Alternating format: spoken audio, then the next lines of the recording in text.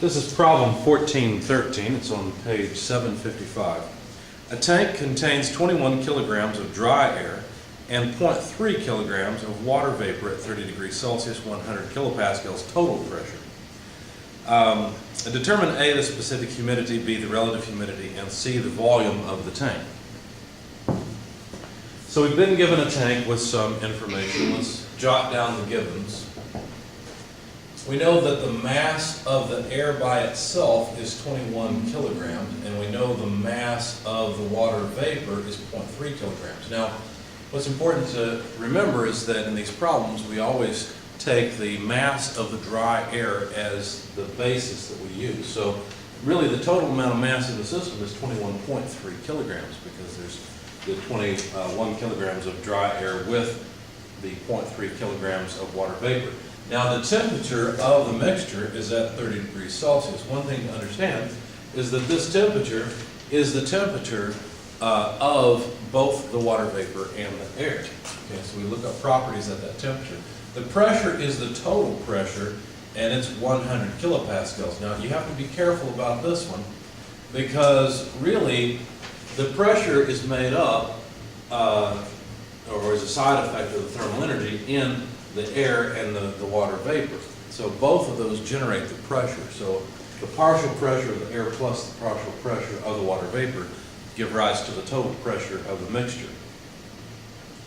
So we're supposed to find the absolute humidity omega, the relative humidity phi, and the volume of the tank. All right, well, finding the absolute humidity is simple. We just need to know how it's defined. It is the mass of water vapor divided by the mass of the dry air. And so it's important to remember we always take the dry air as the basis. They gave us these numbers, so this is fairly trivial.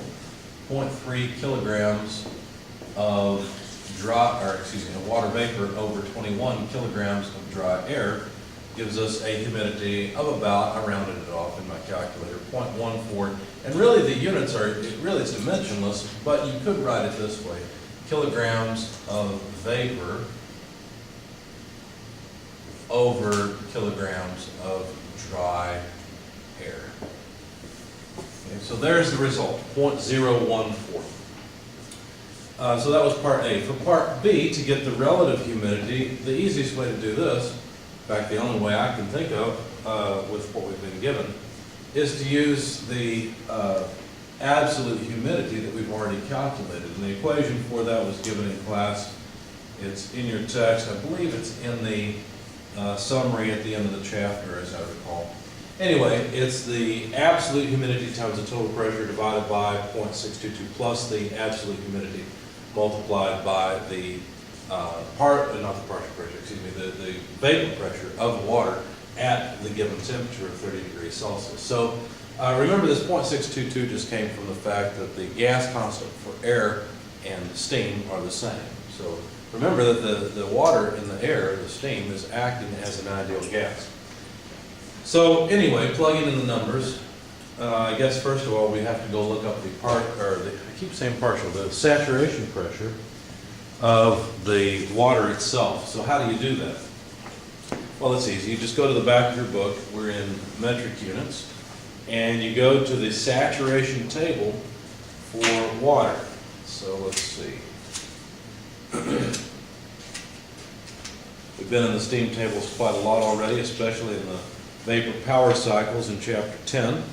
But if you go to the saturated temperature table, let's see, page 914, and you look up a temperature of 30 degrees Celsius, you can look up the saturation pressure, which is 4.2469 kilopascals. So that's the saturation pressure. Let's see, let's make a note here.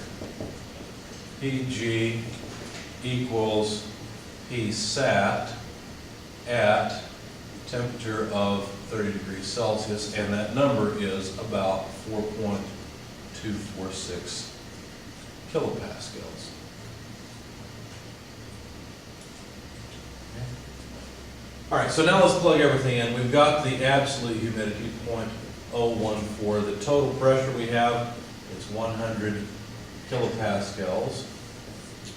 in the denominator, 0.622, plus the absolute humidity, multiplied by the saturation pressure at 30 degrees Celsius, 4.246 kilopascals, and you'll notice that the units do cancel nicely. So when you plug this into your calculator, you'll find that the relative humidity is 51.84%. What does that mean? Well, what that means is that the water vapor is about half of the water vapor in the air that can be in the air. And it's not because of the air. It seems like that the air is saturated with water, but really what matters is that the partial pressure of the water vapor is a little over half what it can be. It can only come up to the saturation pressure because remember the water vapor is acting like it's alone. It doesn't know that the water is around. That's what ideal gases do. That's one of the assumptions we make. So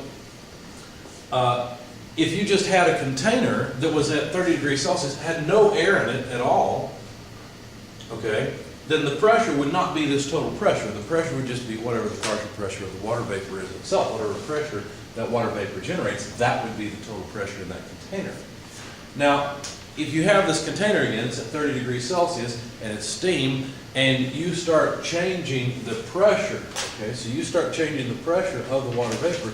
When the water vapor gets to this pressure, well, then it's going to start condensing out, right? In other words, when the pressure goes down,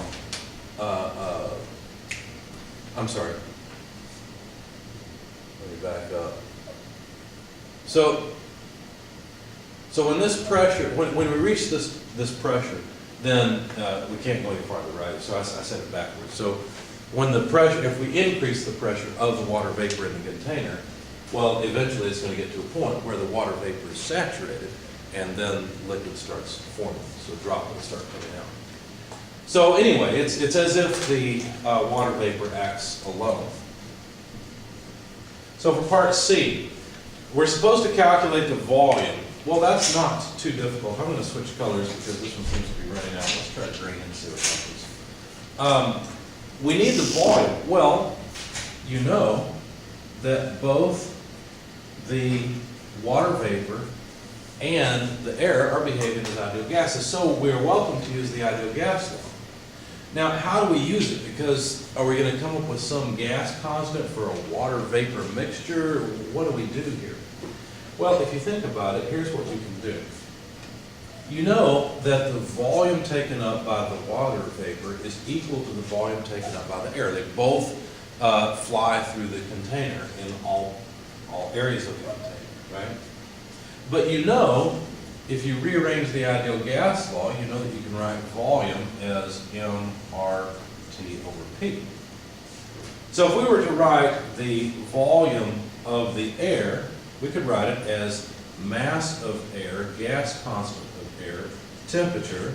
Now notice the temperature of the air and the water vapor are the same, divided by the pressure of air. Now we have to be careful here. This is the partial pressure of the air, not the total pressure of the system. And so, if that's the case, well then we can put in the total pressure of the system into the equation by substitution.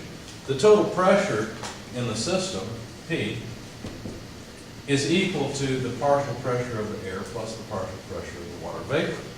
So if we want to solve for the partial pressure of the air, it's just the total pressure minus the pressure that the water vapor provides.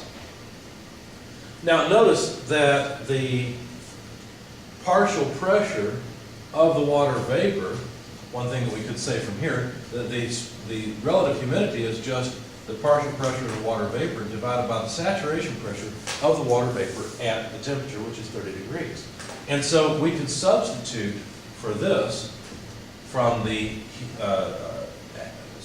relative humidity equation. So let's just write it again, R-A-T, M-A-R-A-T, over P minus, instead of writing PV, I'll just solve for PV. It'll just be the relative humidity times the saturation pressure of the water vapor at 30 degrees Celsius.